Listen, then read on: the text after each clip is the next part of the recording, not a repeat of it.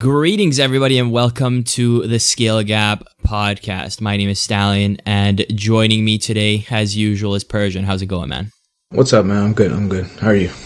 I'm good. If you're not, if you're here on the live stream, I apologize in advance because, this was last second as hell, so who knows what happens. If you're on YouTube, I'm going to edit this, so it's going to look god tier anyway, so whatever. Persian, before we get into it, tell the people, Persia just opened his icon pack, and I guess it's worth sharing with the people. I've never been as nervous for a pack in my life. But to be fair, I wanted an attacking player, a good attacking player, obviously, but I ended up getting Desai, the center back, and I can't say I'm really disappointed about it. It's just not exactly what I wanted, but hey. If you see the type of packs people get, it could have been way worse, so I'll definitely take it. Yeah, you wanted a striker, but you got the best center back you probably could have gotten, so yep. It is what it is. But today the plan is to talk about competitive FIFA, but there's some interesting topics that will be of interest even if you're not within the competitive scene, because once you start with one in competitive, you kind of branch out to a whole other things that once changed will change, or if they get addressed will impact the whole game design and the pay to win and the structure of the game. So it really does concern everybody. But here's the thing. Competitive FIFA, and you were telling me about this, a lot of pro players are either quitting or they are deciding to play a lot less, and so they're literally saying, I'd rather not be in the best of shape and just never play and keep my mental sanity, which is kind of crazy if you compared it to other esports where people are literally gotta grind more. Here's the opposite. The less you play, the better people seem to feel. So why don't you kick us off with that as a starting point? We kind of saw recently, the last couple of weeks, pro players have been quitting, talking about mental health, and obviously when it comes to mental health, it's not just FIFA. There's other aspects to it, like personal life, all of that. But a lot of them do iterate that it does have to do a lot with FIFA and the hours that you have to put in and the stress that comes with it, whether it be weekend league qualifiers or actually having to pay a lot of money to be able to compete. So we wanted to talk about I wanted to talk about how the whole reward structure, the whole grinding aspect of it, the crazy amount of hours that you have to put in to be able for a qualifying weekend. How many hours? You played the qualifier 2 weeks ago, 3 weeks ago. I don't know when it was. Yeah, how many hours did you have to put in? It depends how far you go. Because I lasted the whole Saturday, I did a 9-hour stream from start to finish of the qualifying day. So it's long as hell, man. Yeah, it's I wouldn't call it a full-time job, but it's a full day of work, and it's your whole weekend just goes, and before that you'd have to play every weekend league. You could just keep having to grind for sadly little rewards. I don't even know why we call them rewards. Why don't we call them punishments? Because most of the time you feel like you're getting punished for the hours that you put in, and especially for players that are top 100 players that have gone 30-0 and then get an ultimate pack and pack 83 rated informs. It's not really worth your effort and your time, especially if you've done something crazy like becoming a top 100 player, which is still a really big achievement. So in that sense, I think it's really not worth your time, and that's where the whole aspect of the psychological aspect comes into play. Because personally, I'm playing this game casually right now. I'm playing 14 games of weekend league every week. It's not a big deal, but as a grown ass person, I still get really triggered when I don't get good packs, and I see everyone around me get packs, and that's where the whole idea comes from, that they kind of want to incentivize you to spend money to get those players, and that's when the ball goes rolling, right? Yeah. Do you think if you were a pro player, this is not a question I was planning, but I was just thinking about it. Do you think if you were a competitive pro player, that you would also feel the need to be in this game at least, I need to play less? 100%. 100%. Wow. I feel if you play I'll give you an example. We know a couple people, we know a couple really good players, right? And a lot of them don't even play a lot of rivals. Like you were telling me yesterday, what was it? Like yesterday or the day before that like one of our friends like only had like 40 rivals games, and he went into the qualifiers, got to the knockouts and everything. Like he barely plays rivals. Like that's the thing. Like you don't necessarily have to play this game a lot to be good at it, right? Right. No, the story was that I was like scared. I wasn't scared, but I was like, damn, man, my record sucks. I know I didn't put as much, sucks. It's bad compared to these guys.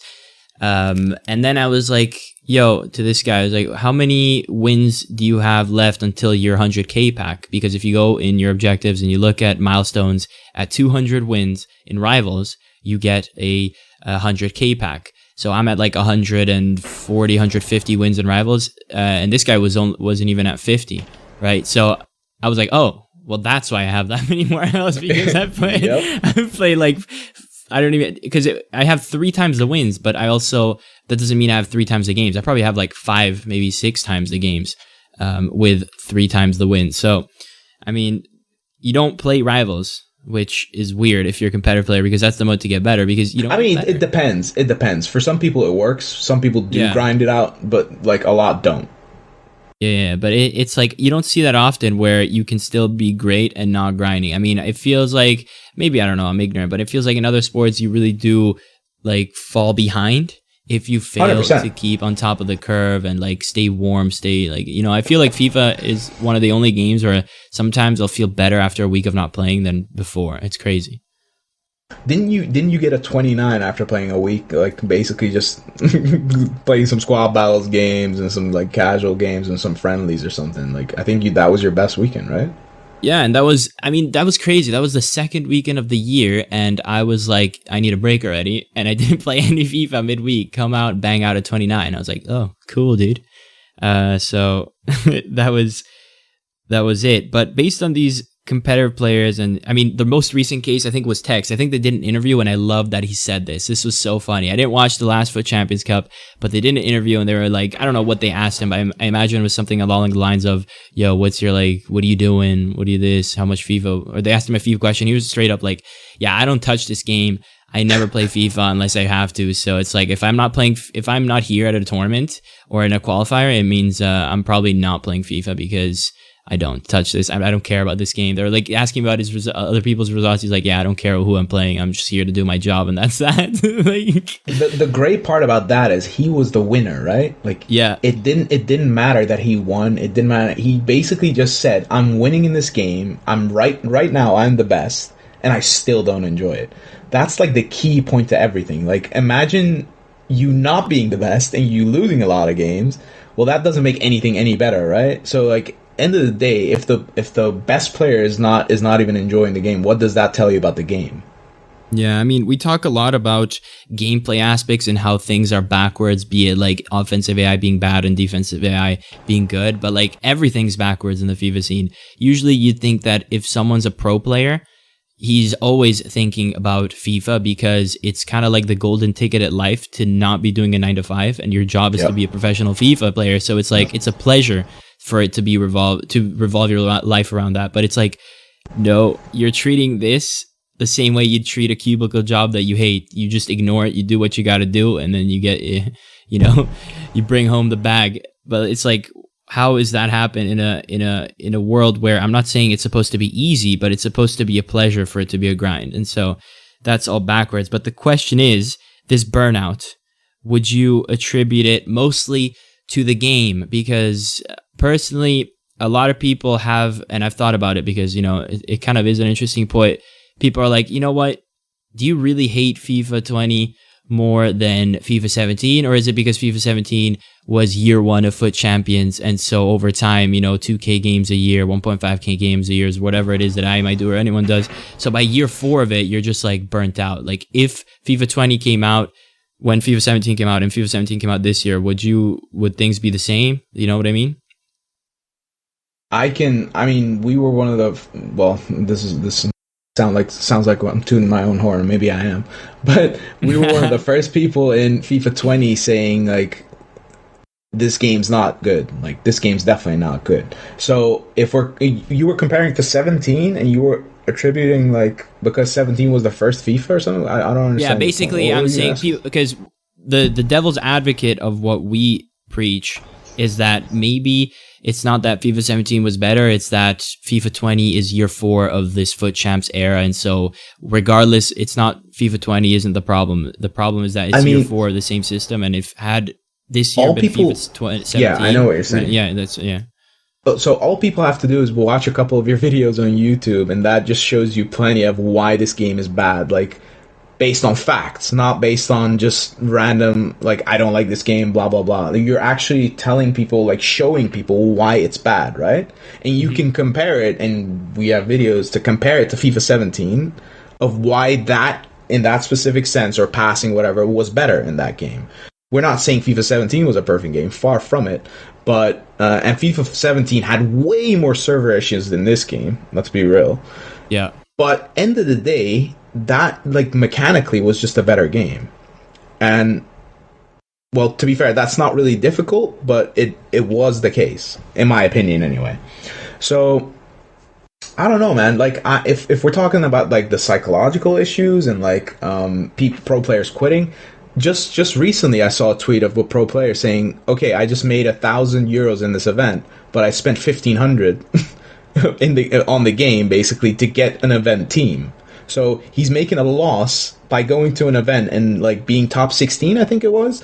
I think he literally placed top 16 and he made a loss. So what does that say about, like, the whole ecosystem of this game?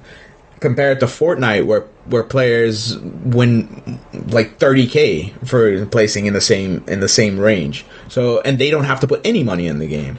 So, well, all that stuff, like, plays a role in how, like, it burns out players, basically. And then don't forget the grind, man. Like, the grind is insane in this game. Right. Yeah, for the pros, I think there's an added element to it. This ones who go to events and stuff. Like, when people tell me that, a whole devil's advocate point of view, I'm always like, I think about it for a sec, and then I'm just like, the more I think about it, and then the more I look back, besides the fact that, like, all the videos, like you said, that I've made on my channel are kind of like something I can always go back to remind me of what I'm actually dealing with, that already like pretty much destroys the whole devil's advocate, at least for me. So it's definitely not a case that I'm burnt out. But another thing is that, like, I have gone back to the old FIFAs so many times, like the old FIFAs, the modern, the last 4, right? So I've played 17, 18, 19. Well, this I did during 19. So when I went back to 18, I was fuming. Like, that game, I hated it with a passion. And even compared to 19, like, with me being used to croquetas, I go back to 18 and I'm still fuming. Couldn't deal with it. When I went back to 17, did I see 8 goals? Yes. Did I see this and that? Sure, whatever. But I was genuinely having fun, and that was not me pub stomping in divisions because no one's playing that game. You know, I was able to play FIFA 17 games because my viewers were playing against me. My friends, you know, Fredo would be playing against me. So I'm playing sweats in 17, but when I'm playing them in 17, I'm having some sort of fun. So I think maybe there's a slight percentage of the devil's advocate that has a point, but when it comes down to it, it's just the game for me, man. It's not, it's like the game is really, really not fun. And so that's for me the main factor of the burnout, whether be it a pro, whether be it someone who's not a pro. Then obviously you're going to have people who love FIFA 20 and that's great for them. But as someone who is burnt out 100%, it comes down to, you know, the game really bad. Just look at the event, right? I think I watched 2 games at the event, and, like, they were exactly the same. It was just boring. Like, the way people play this game is extremely boring. Like, it's all defensive. People don't take risks because there's no space. Like, all you see is just people passing the ball around, trying to find a gap somewhere. There's no runs being made. There's no intelligent runs being made anyway. And basically everyone's parking the bus. And one player holds the ball and the other just defends, and vice versa. So, like, what happens? Like, you're just looking at 2 teams basically scared to attack because, you don't want to get countered on. And that's the meta. Like, people just, that's all they do. So, on to the next thing about this whole competitive fiasco is that obviously we both we're both in the field that, you know, we think it's mostly the game. The game sucks, but whatever. The game has to be good, but what can we do now to at least make this, like, the game is bad, but, like, you know, you have bad CODs, but at the end of the day, I feel like COD has a way better competitive ecosystem than our game. So what would you change in this competitive ecosystem to at least have that side, like the logistics side of competitive FIFA, be just on point? What I would change? Ooh, that's a... Especially because you were there for my 9-hour stream for a big part of it, at least, where I streamed the qualifiers, and you know you are part of the competitive ecosystem, and like you know how it works. They outsourced the tournament, like the whole organizing aspect of it, right? Yeah. Well, first of all, if you're going to outsource it to someone that are people that are qualified to do this and actually know what they're doing. Because most of the time, from what I understand from everyone, like that site, the website, the whole organization part of it is a mess. So that attributes to a lot of time wasted, and the whole aspect of people having to sit 9 hours, basically playing like what? Like how many games did you play in those 9 hours? Yeah, should I like explain a bit like just how it works? Basically explain. How it works to qualify for an event is first you have to get 27 wins in FUT Champions. Once you do that, your FUT Champions verified, and if you want, you can play in these qualifiers, and these qualifiers happen, you know, whatever, they have dates for them. And so I played in it, and what happens is that they outsource the whole process to a website called Battlefy. And, you know, the website does everything, and you connect to a Discord server where there's like 900 people and 2 admins. So that's already recipe for disaster. Exactly. And basically it works in a Swiss style. So round 1 is pretty random. You know, you're going to face someone at random, more or less, and you play a best of 2, which is like imagine the Champions League, but no away goals. And then if it's tied after 2 legs, you just play golden goal in the 3rd game. And then if you win, you have a record of 1 win, 0 losses. If you lose, you have obviously 0 wins and 1 loss. And then in the second round, you play someone with the same record as you. So obviously it gets harder and harder after every win. And then if you lose, after every round, so on and so forth. And so in theory, if you play 1 round, you know, a game of FIFA is 15 minutes, you know, add 5 minutes of like miscellaneous things that could happen, like you are adding each other, restarting the game so you can send an invite. So you do that. It should take you around 50 minutes, 30 minutes, 2 legs, 35 minutes tops to do a best of 2. And then if you play golden goal, just say like 45 minutes, right?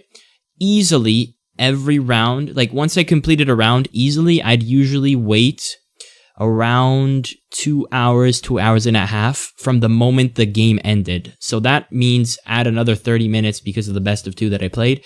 In total, from round, like it's 3 hours, you know? You get to like 3 hours between rounds. And so that day I played 6 rounds, which means a total of, and none of them went to golden goal, a total of 12 games. And it took me 9 hours for that process to end. Because again, the gaps in between. So that's how long it took.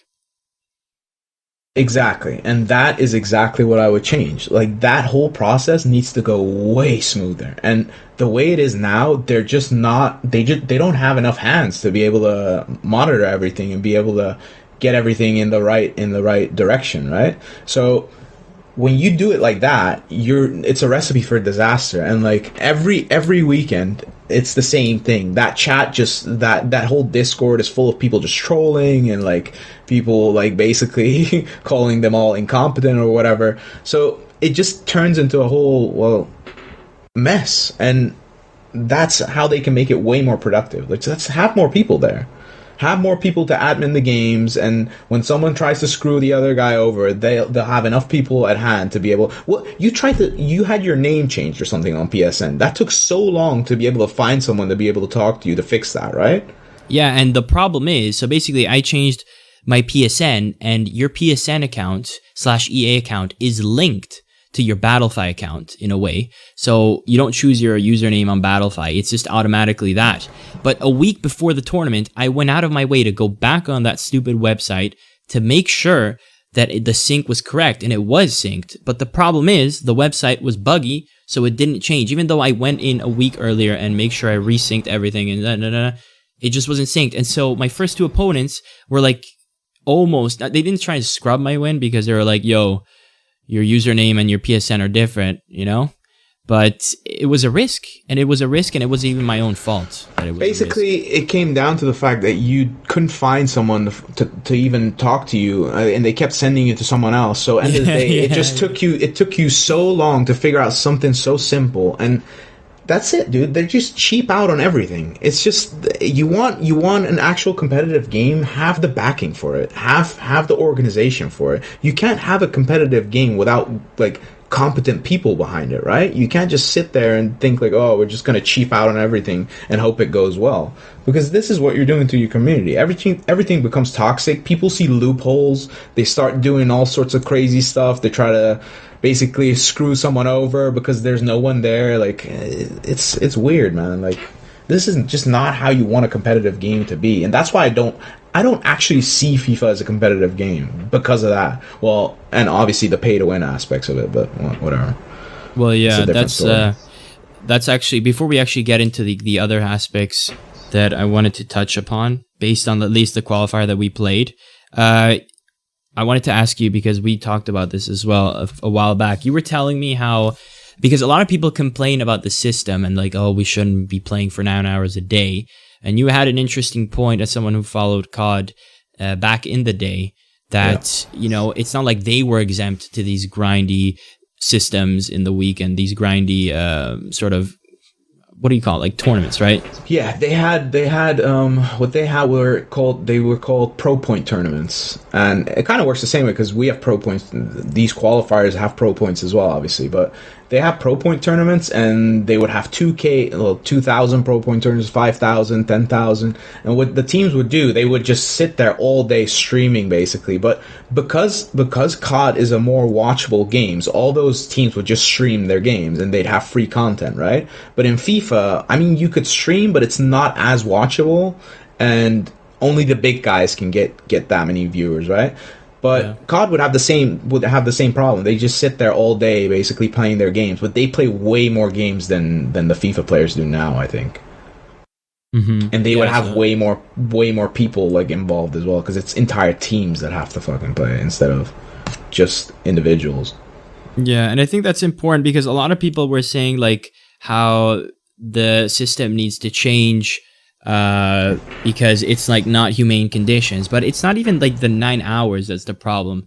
Like, I don't think it's unacceptable to be playing 9 hours of a video game of a day. The problem is that you're playing 3 hours worth of games in 9 hours. Yes, so you're actually playing a lot less than what the COD players would have been playing. You know what I mean? So it's like, it's not even, so that has to change as well. And obviously, like you said, it can't be taken seriously because of like the organization and all of that. But the root of the problem is the pay to win, because, I mean, well, there's so many roots, man. But I was out there, I spent 12,000 FIFA points, which was technically 100 euros, but obviously I didn't spend 100 euros because, there were discounts or whatever. But, just to say 100 euros worth of FIFA points against tons of people who had spent maybe 500, maybe 400, maybe 1,000, maybe this. Like, I literally showed up. I literally showed up with Son, and a lot of viewers would be like, what are you talking about? Son is a fantastic player. Once upon a time, like 3 weeks ago, I thought so too. And then I played those qualifiers, and I realized that Son is trash in those settings. And it's just not the same, because I generally don't think, personally, I could have defended better that tournament, and it's just sad that so many rounds came down to one goal because my opponent scored a long shot, near post shot with Icon Buchargueño, not the baby, the second one, for example. So it's like that was the difference. So like it's like how is this in esport? It's such a joke that it's just even allowed. But I guess even with the restrictions they put in like 2 icons and an 84 rated, the insane teams that were being made like just showed how big the difference still was. Like it didn't even matter, basically, because the teams were still, the gap was so big.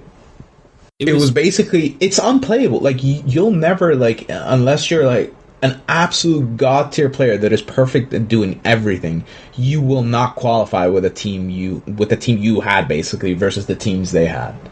Yeah, because it doesn't come down to skill at that point.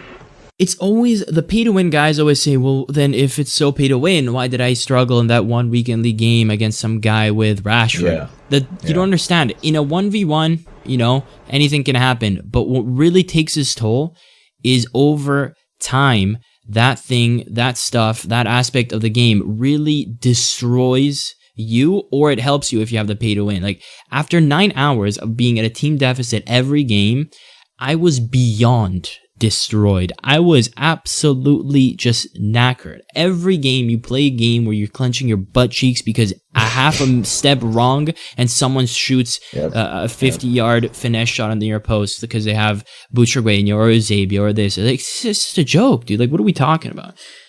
So obviously, you can lose one game, but over a longer period of time, it really, really takes a toll. But so obviously, this is not like revolution, right? Like, this is not like a revelation, because it's a known fact, and there's lots of talks on social media on how things should change. And especially after this week, there were the first 2 qualifiers. A lot of people started to say this is what needs to change.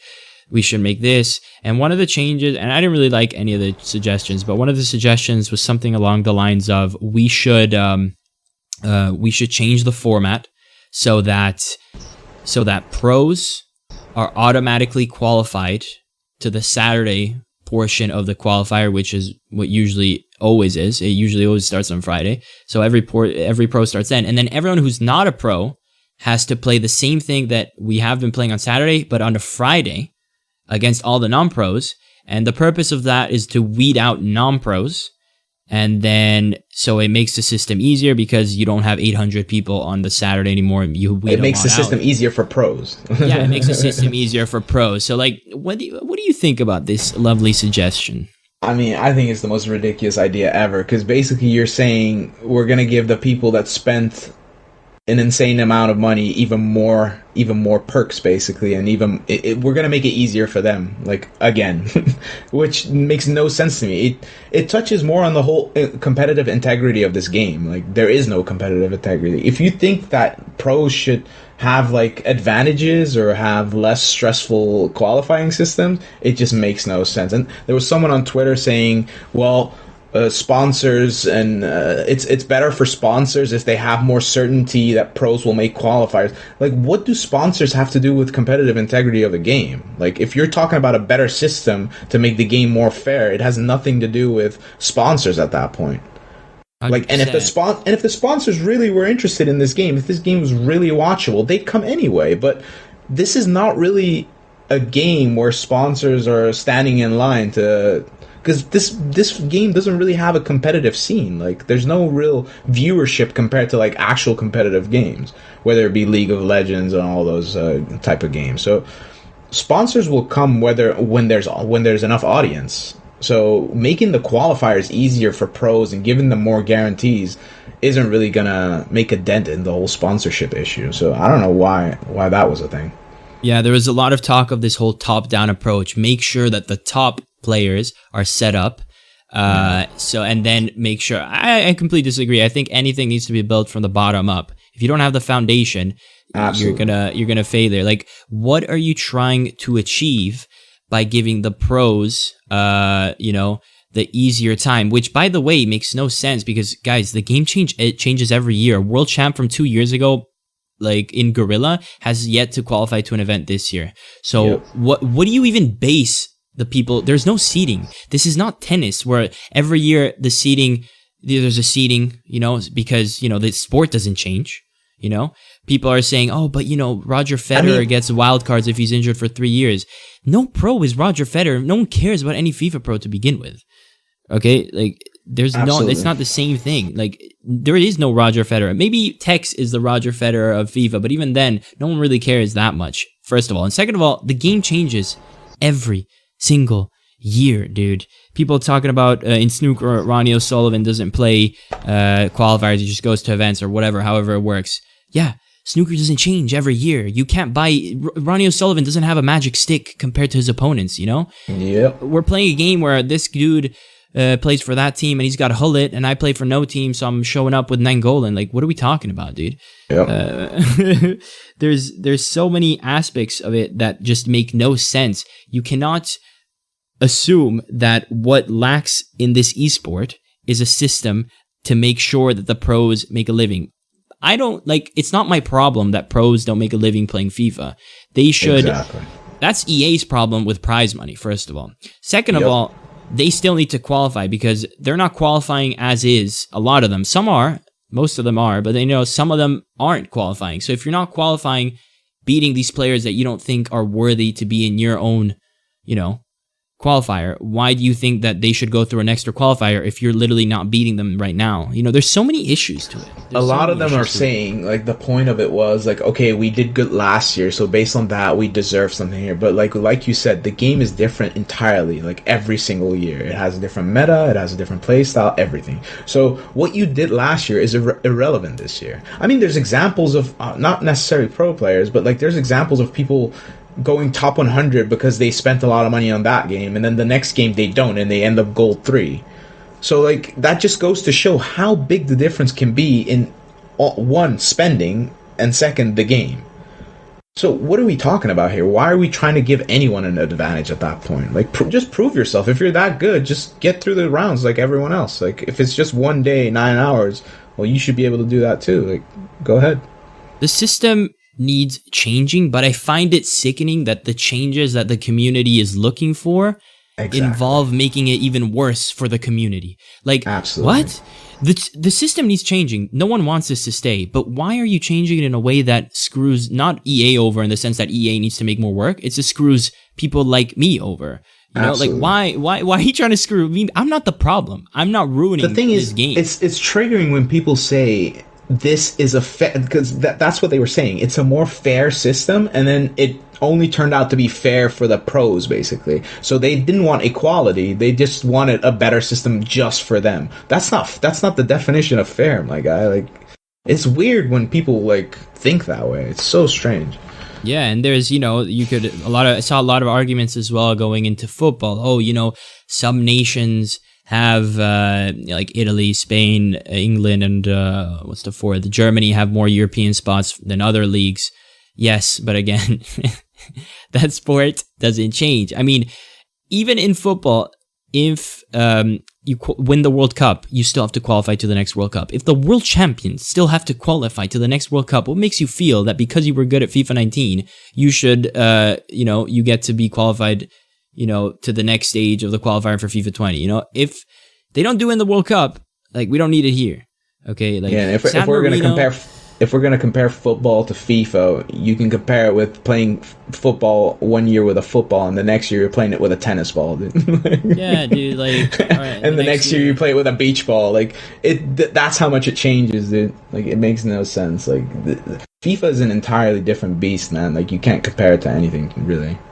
Yeah, and like, when we have a game that's been there for 5 years and it's the same game and it's like subscription based and it doesn't change, sure, dude. Yes. Then you have the ranking, absolutely. But the rankings reset. It's just how it is. The rankings have to reset every single year because there's no other way.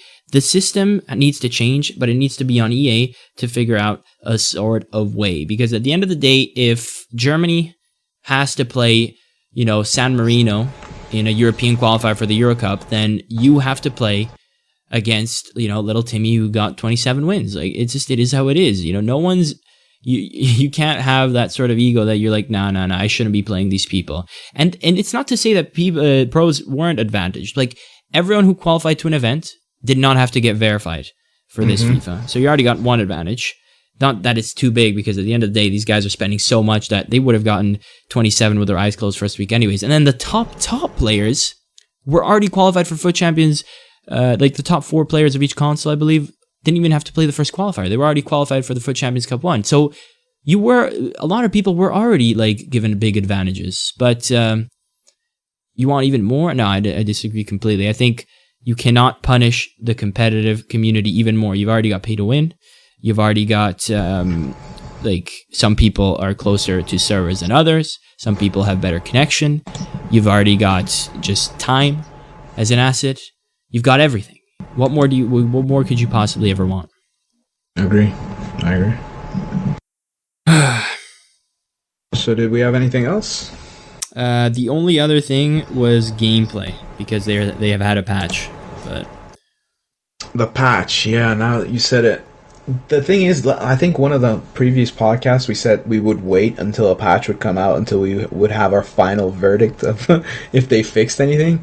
And honestly, I didn't feel like they fixed anything, man.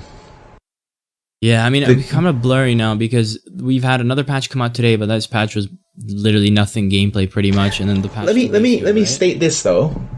We see patches where they talk about we're gonna change the AI in squad battles and they're gonna change different free kicks. Who asked for that? Who sits there asking them? Well, we want the AI to be able to take 14 different free kicks instead of just one. Like, why is that a priority for them? And they sit there in their offices talking about, yeah, man, this is the changes that we need. This is going to make a better game. Like, that makes no sense to me. Absolutely no sense that they sit there talking about, we're going to buff the AI. Why do they do that? Do they sit there, like, seeing that people are getting Elite 1 rewards in squad battles too easily and they have to make it harder? Like, what's happening, man? Like, I don't understand, like, what their thought process is there. It kind of triggers me, to be honest. I was crying. I think there was a patch. I don't know if it was the most recent one, but like there was a patch that said increase the probability of this level of AI taking timed shots. I was like, please, man, like, don't be doing. I don't want to see. They're basically AI saying we're trying to rig it even more, man. It's so weird, man. It's so weird. The patch. A lot of people hated this, the most recent. Oh yeah, the finishing. Today, that's why. Yeah, now that you said it, that's what I thought. Like the first, that's what was funny to me. I played it immediately after it came out. I played like 8 Rivals games, and I swear every shot went in. Everything. Like goalkeepers wouldn't save a thing. And I played 8 Rivals games. And I was like, this is a pretty good sample size for me anyway to be able to tell like what changed in the patch. And I was like, well, I put on Twitter like I don't feel like goalkeepers are saving anything and it's really easy to finish in the box. Then I went into Weekend League and the gameplay turned worse, and all of a sudden, well, people were telling me that they had trouble finishing, by the way, so like I disagree with them. And then I went into Weekend League and all the shots, like, finishing sucked. Like, the way people said to me. Like, everything was getting saved. Shots weren't going where I aimed them. It made no sense to me. Like, I don't understand. Like, I can't put my finger on FIFA anymore because I can't review it, apparently. Like, I didn't know if it was gameplay that was a factor, if it was the game, if I just had a lucky spell of 8 games where the goalkeeper just wouldn't save a thing. Like, what is it, man? Like, I can't even put my finger on it anymore. I think for every patch, you need to give it a bit of time, especially at least a Weekend League, because we play a game that changes every 3 hours. Absolutely, without a patch. So it's like, I always give it a bit of a time. One thing's for sure, I definitely noticed the nerf of finesse shots from like far. That's why Messi's not as good.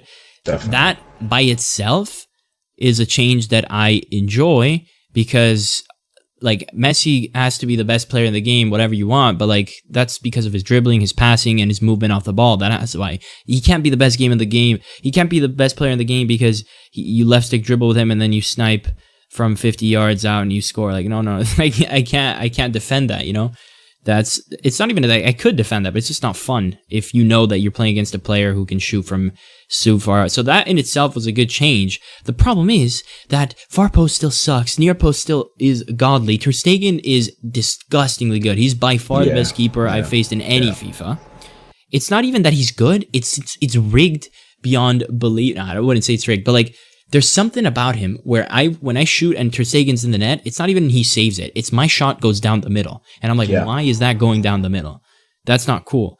So, that's been a thing since FIFA 17, though, wasn't it? Like, the better goalkeepers made your shot, like, worse, basically. I noticed it mostly a lot, or like, the only time it was, like, comparable to now was FIFA 18 De Gea, because your driven shots all of a sudden got saved by his leg. Yeah, because they would go down the middle, and De Gea's leg would just always be there, closing it off it was just a nightmare. But I think the patch, it's just...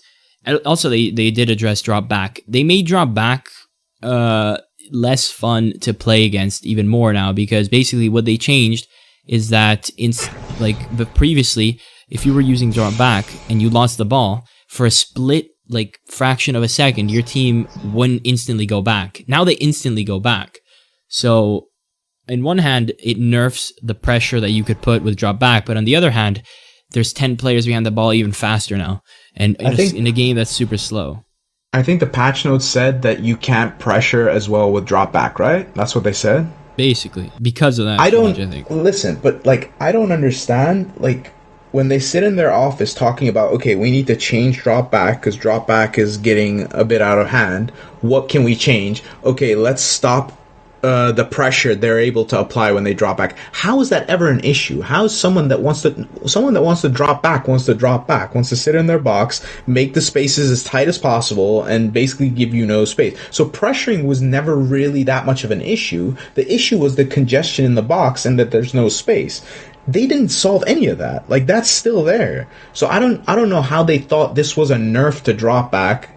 It just played into their hands even more, in my opinion, because it really changed nothing. The only good change I can think of, is the fact that they made it that your strikers can't come back to midfield, so like the midfield doesn't get too congested. But still, like, I don't know, man. Like, I don't understand why they just didn't do what. Like, I think you said that like recently. Why don't they just give you a stamina nerf as well? Because why not? Why is high press? Why does high press cause more stamina, but like drop back doesn't? It makes sense because they're two opposite sides of the spectrum. They're two extremes. So, you know, if you use constant pressure in the last 10 minutes of the game to press someone, then it makes sense to have drop back be the one that you use in the last 10 seconds of the game to close down shop. Except obviously, you know, you're gonna you're gonna lose stamina because it just makes sense. Otherwise, you can use it for the whole game, and in its extreme with like it's one side of the spectrum with no like real downsides. But I also do agree with you that the instruction change was good because pre-patch 442 with comeback on defense on the striker was like you felt like a rock, man. Like you felt so packed or compact in the middle. Because you didn't need to defend with your actual defenders. You would just defend with your strikers. And that's the funny part. Everyone in the community keeps talking about, we want less AI defense. They were happy the AI defense was less in this game. And then they end up defending with their strikers. Like, what am I hearing? Like, at one point, we're saying we don't want AI defense. But when they nerf AI defense and take it out, we're not defending. Basically, we try to avoid defending as much as possible by bringing our strikers in the midfield. Like, I don't know, man. Like, I don't even know if it's like partially the community's fault at that point, you know? But like, I don't know. I'd rather have more AI defense and people just play normally than this version of it, that people just all drop back in the box because they're too afraid to control their center backs. Yeah, I'd rather have more AI defense, cracked out offensive AI movement. Everyone's like feels more, you know, you play a lot more people can play on autopilot and just move around with their center backs without feeling like idiots. Yeah. Because, you know, people are always going to play drop back, man. It's been issue for 4 years, so it's not going anywhere. All right. Let's, shall we end it with some questions from the chat? Chat, this is your chance now. If we didn't talk about something you wanted to mention. Someone did make a good point. Their focus with the drop back change was to make it more realistic, which they did, but I have no idea why it was the focus. No one complained it was unrealistic, but that it was OP. I completely agree with that. But the thing is, when the whole focus on realism, there's nothing realistic about FIFA. Like, why are we talking about realism? Like, a game takes 10 minutes. Like, everything's sped up like to infinity. Like, what are we talking about here? Like, it has to be different than real life. I just want a good game. I don't want a realistic game, because a realistic game has so many different things that I don't want to see in a video game that, like, it shouldn't be a priority, man. Just make it fun. Like, 100%. Make manual pass interceptions great again? Oh, yeah, definitely, man. I wish. How possible at a fundamental level, given how the game and its engine operates, do you think EA can reduce RNG and make the game more independent or dependent on user input? Is it going to take a complete remake for the next-gen consoles? And even then, does EA realistically have any incentive at all to reduce RNG? Well, first of all, that last question is the most important one. I think they don't want to reduce RNG because it makes for more surprising results, and that's what they want. They want little Timmy to beat you sometimes. And I think that's the most important thing, man. Do you think EA can reduce RNG and make the game more... I mean, they can. They 100% can. Like, why wouldn't they be able to? Is it going to take a complete remake? I don't know if it takes a complete remake. I know nothing about coding in that sense, so I don't know. Yeah, these are all like things that we would need to know so much more on the inside, so we can only guess. But yeah, they're not. I don't think they're gonna want to reduce RNG, because if they, like, you could see it when they released 18 and they said 17 was too difficult, so they made it more accessible. Then they made 19 and they kept everything that was accessible, and they were like, crap, how do we add a skill gap? Timed finishing keeper movement. So they're literally adding things in hopes that like cracked out players can still be the best, and they always will be the best, and then keep it with a foundation that allows little Timmy to be, an Elite One demigod. Brar said, "What are your thoughts on planned tackling and the fix they made last patch to make players stumble more? I feel like it had no positive effect on tackling." Go ahead, Stallion. I agree. I think the plan is to screw you over, and and by you I mean whoever tackles. And I think that the honeymoon phase of tackles working better compared to FIFA 19 lasted about 2 days, because once I got used to FIFA 20, FIFA 19 was forgotten, and tackling is still not fun. I remember that like you streamed once after that patch, and you kept tackling players, and they kept running. They kept going on running basically, and every time you did that, I kept saying they fixed tackling. By the way.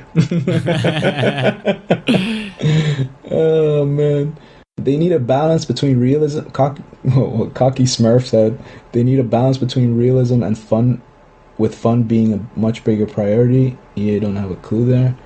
That wasn't really a question, but that's what you... In Kicker, there's an interview with the main dev, and he says the main focus that FIFA is a simulation. Well, then they need to make it 90 minutes long. Yeah, exactly, if that's what they're going for. PL said Lil Timmy for Ballon d'Or. Well, it's probably going to happen in FIFA at some point. Dude, if FIFA 20 was like 90 minutes long per game, I think I'd play one game a year. I think I just not play it entirely. Alex Manser, I said, do you think that this will be the final FIFA 20? No patch can save it. Oh, that way. I mean, I don't think a future patch is gonna fix anything. Fix anything relevant? If that's what you mean. I think this game's already chalked up, man. To be honest, any game can be saved. The problem is the fixes that keep happening are just, in my opinion, wrong. Yeah, I think their decision making is just not what we want. Basically, they have different priorities than we do, and they have their thought process entirely is just different. They have different things they want. How about squad requirements? What changes would you like to see? I would just like open. Basically, if you're in a qualifier, you should just have an access to unlimited teams. Basically, everyone should have access to the same teams. It should be the same way they do at an event. Especially now, they could literally give everyone 1 game loans of any player, and then if you use it in champs, well, tough luck, you've just lost your player. But now because we play in friendlies, one of the great things of friendlies this year, which came 30 years too late, is that fitness you don't lose fitness, you don't lose contracts, and in a loan card doesn't lose matches played. So all you need is a 1 game loan card, right? But obviously, if they did that now, everyone who paid would be like, yo, what the hell, I paid money. And then even if they didn't do that, EA probably likes I don't know. Maybe they say they don't care about the money, but like if they didn't, then why haven't they changed competitive FIFA? The thing is, I don't think ideally they would just give everyone the same squads when you get into a qualifier, because that's like the most fair system there is. But they'll never do it, in my opinion, because that just doesn't make them any money. Like, they want you to spend a lot of money. They want you to feel the injustice, basically, to make you open more packs in annoyance of the injustice of someone beating you with a better team or whatever, So it just doesn't fit in their whole business plan, I think. Man, like, I remember playing Gfinity head-to-head cups when certain nights you would have, okay, you can choose any head-to-head club, but it has to be a 4.5 star rated, and then you'd have 5-star rated clubs. That was a completely different ball game. Everyone has the same not teams. Some people chose different teams. So like, it wasn't a matter of this guy's got a better team or that. Maybe if you choose France and one chooses Real Madrid, the guy who chose Real Madrid at the time had Ronaldo, but France had a better overall team. Dude, being good at that was all gameplay, zero pay to win, man. Yep. Shaw said, do you think EA will address server issues at any point during this game cycle? No. I don't think it's possible. I think it's really difficult to fix it. If they wanted to, they would have already. Are there any other problems on the same tier as server issues / delay, Memo said?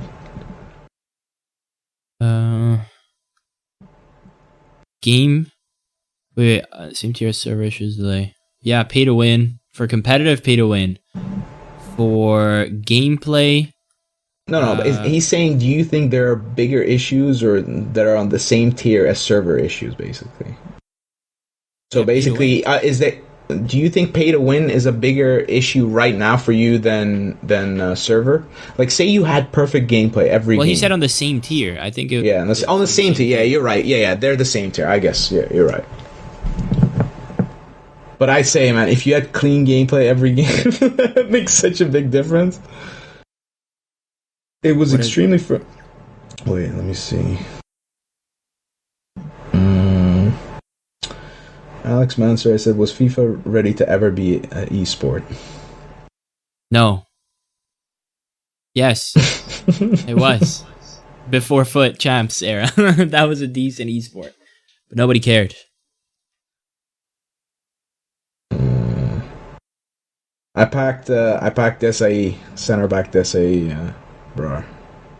Who do you... I like this question. What have EA gotten right? Like I said, for FIFA 20, they got the friendlies right, so you don't consume anything, and it's like you can play infinite friendlies. The friendly mode is right. They got... what's it called? There's this scenario when, gameplay-wise, if you get the ball to your striker and you shoot, and the defender is right in front of you, a lot more, it's not perfect, but a lot more times you can set yourself up to block it. Of course, it's nowhere near perfect, but I can see a mass, like that's the one area of the game where I'm like, yeah, that got better, a lot better. You know what they got right, and they changed it again? What? Fitness wasn't a thing. Fitness wasn't a thing, and then they fixed it, dude. Or they broke it. 2 weeks ago, it like fitness, bro. Fitness. Imagine like a thing that everyone was happy with. They still fixed it, man. Like, oh man. What else did they get right? That says enough. That the crickets say enough, man.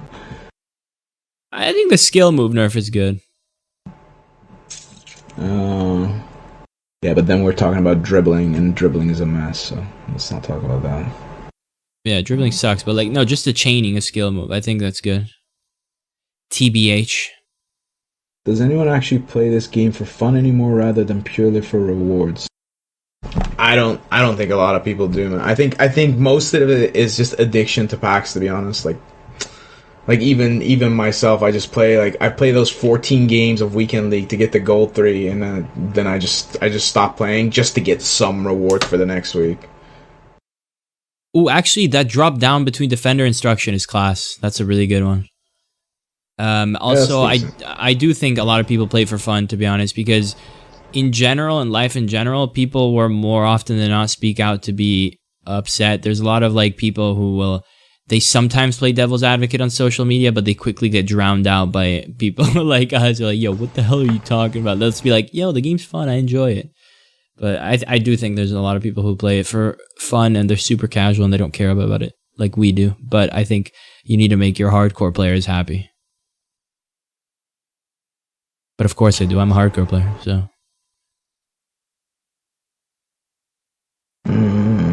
What's my opinion on chemistry? I think chemistry is stupid. I hate it. Pez has a way better chemistry system. And I hate chem styles too. Very stupid. Green Bean said, "Can this game ever move forward until servers' bad gameplay is addressed? What do new mechanics and new modes or players matter if your 5'7" cam moves like a 6'5" 36-year-old?" No, I don't think so, Green Beans. I don't think it can move forward. That needs to get fixed. But I also don't agree with a lot of people say this game is great with good gameplay. Hell no. But it'll be a lot more playable, sure. Absolutely. To care about the hardcore fans primarily, well, they need to listen, and they need to listen, bro. They need to do more than listen, because they do listen, but they don't trust. I don't even know if it's a problem of trust, man. I just think they have entirely different things that they want from a game. True. End of the day, it's a business to them, you know? They're just trying to make money.